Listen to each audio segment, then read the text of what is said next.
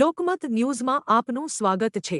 વડોદરા જિલ્લામાં ભારતીય જનતા પાર્ટી દ્વારા આયોજિત પ્રગતિ પથ યાત્રા અંતર્ગત જિલ્લાના વિકાસના પ્રતિકરૂપ પ્રકલ્પોની મુલાકાત કાર્યક્રમોનું આયોજન મંગળવારના રોજ કરવામાં આવ્યું હતું। યાત્રાની શરૂઆત સવારે 10 વાગે ડભોઈ તાલુકાના કેલનપુર સ્થિત દાદા ભગવાન ત્રિમંદિરથી કરવામાં આવી હતી। ત્યારબાદ સવારે 11 વાગે વર્ણામા ખાતે આવેલા વેસ્ટર્ન ડેડિકેટેડ ફ્રેઇટ કોરિડોર DFCની મુલાકાત લેવામાં આવી હતી। આ કાર્યક્રમ દરમિયાન ઉપસ્થિત રહેલ વડોદરા જિલ્લા ભાજપ પ્રમુખ બીજે બ્રહ્મભટ્ટ દ્વારા જણાવ્યું હતું કે વડાપ્રધાન નરેન્દ્ર મોદીના વિશ્વાસ અને સુશાસન અનુશાસનના જે 12 વર્ષ પૂર્ણ કર્યા, સૌથી લાંબો સમય વડાપ્રધાન રહેવાનો રેકોર્ડ નોંધાવ્યો, એ માટે પાર્ટી અને સરકાર તરફથી કાર્યક્રમો આપવામાં આવે છે। 5 જૂનથી 21મી જૂન સુધી, જેમાં વૃક્ષારોપણ, સ્વચ્છતા અભિયાન, પ્રબુદ્ધ નાગરિક સંમેલન, યોગ દિવસ કે અન્ય પ્રગતિ પથના વિકાસ કાર્યોનું નિરીક્ષણ। આજે જે કાર્યક્રમ અંતર્ગત પ્રગતિ પંથના વિકાસ કાર્યોનું નિરીક્ષણ અર્થે આજે જિલ્લાની ટીમ, સંગઠનની ટીમ અને ચૂંટાયેલી પાંખ સાથે નીકળ્યા હતા।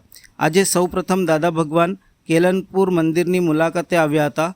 નેશનલ, ઇન્ટરનેશનલ લેવલ, સ્ટેટ લેવલના કાર્યો તથા જે કાર્યો થયા હોય અથવા ધાર્મિક સ્થળો જેની પ્રતિભા વધારે હોય, કોઈ જાણીતા સ્થળો હોય તેની મુલાકાત લેવાની હોય છે। આજે કેલનપુર દાદા ભગવાનની મંદિરની મુલાકાત લીધી હતી। ત્યારબાદ વર્ણામા રેલવે કોરિડોરની મુલાકાત લેવામાં આવી હતી। આગામી સમયમાં કુબેર ભંડારી મંદિર, કરનારી, ચાંદોદના વિકાસ કાર્યોનું નિરીક્ષણ થશે। કુંડેલાની જે સેન્ટર ગુજરાત યુનિવર્સિટી છે, ચાણસદ છે, એવા અનેક સ્થળોના નિરીક્ષણ કરવાના કાર્યો કરાશે। કાર્યક્રમમાં ડભોઈના ધારાસભ્ય શૈલેષભાઈ મહેતા પણ ઉપસ્થિત રહ્યા હતા। તેમણે જણાવ્યું હતું કે વડાપ્રધાન નરેન્દ્ર મોદીના શાસનના 12 વર્ષ પૂર્ણ થયા છે। ભારતીય જનતા પક્ષ સરકાર દ્વારા વિવિધ કાર્યક્રમો આપ્યા છે। પ્રગતિ પંથમાં જે વિકાસ કાર્યો થયા છે એની મુલાકાત લેવાની છે। ધાર્મિક સ્થળો કે સરકાર દ્વારા કોઈ વિકાસ કાર્યો કરાયા છે, એના ભાગરૂપે આજે ડભોઈ વિધાનસભામાં કેલનપુર ગામ ખાતે દાદા ભગવાનની જે સમાધિ છે ત્યાં નિરીક્ષણ કરવામાં આવ્યું છે। આ મંદિરમાં મોટી સંખ્યામાં ભક્તો મુલાકાત લેતા હોય છે, ત્યારે બીજેપીના પણ સંગઠનના પદાધિકારીઓ અને અગ્રણીઓ ઉપસ્થિત રહ્યા હતા અને દાદા ભગવાનની સમાધિના દર્શન કર્યા હતા અને જાણકારી પ્રાપ્ત કરી હતી। પ્રગતિ પથ યાત્રા દરમિયાન ભાજપના જિલ્લા સંગઠનના પદાધિકારીઓ, ચૂંટાયેલા જનપ્રતિનિધિઓ અને કાર્યકરો મોટી સંખ્યામાં જોડાયા હતા। કાર્યક્રમનો હેતુ કેન્દ્ર અને રાજ્ય સરકારના વિકાસ કાર્યો તેમજ જિલ્લાની મહત્વપૂર્ણ ધાર્મિક અને આધુનિક વિકાસ યોજનાઓ અંગે જનજાગૃતિ લાવવાનું હોવાનું આયોજકો દ્વારા જણાવ્યું હતું। વડાપ્રધાન નરેન્દ્રભાઈ મોદી કેન્દ્ર સરકારના 12 વર્ષ પૂરા કરી રહ્યા છે અને તે નિમિત્તે ભારતીય જનતા પક્ષ અને સરકાર દ્વારા અનેક વિવિધ કાર્યક્રમો આપવામાં આવ્યા છે, જેનો એક ભાગ એટલે પ્રગતિ પથ।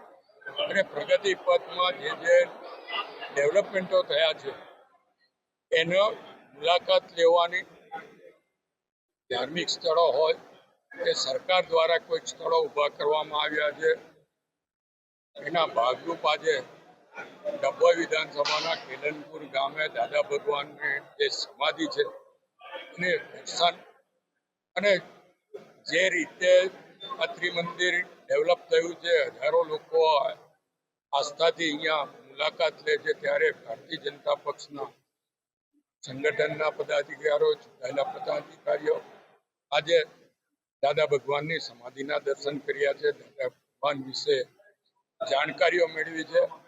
અને એક મંદિર એ ફક્ત સનાતન ધર્મનું જ નહીં પણ તમામ ધર્મોના લોકો અહીંયા આગળ આસ્થાથી આવે છે ને જે મનોકામના હોય છે એ પણ અહીંયા આગળ પૂરી થાય છે।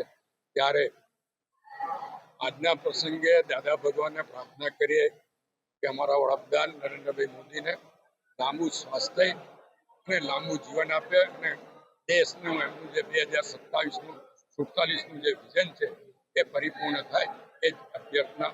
વડાપ્રધાન શ્રી નરેન્દ્ર મોદી સાહેબે વિશ્વાસ, સેવા અને સુશાસન અનુશાસનના જે 12 વર્ષ પૂર્ણ કર્યા અને સૌથી લાંબો સમય પ્રધાનમંત્રી તરીકે રહેવાનો જે રેકોર્ડ નોંધાવ્યો, એ માટે અમારે પાર્ટી અને સરકાર તરફથી કાર્યક્રમો આપવામાં આવે છે।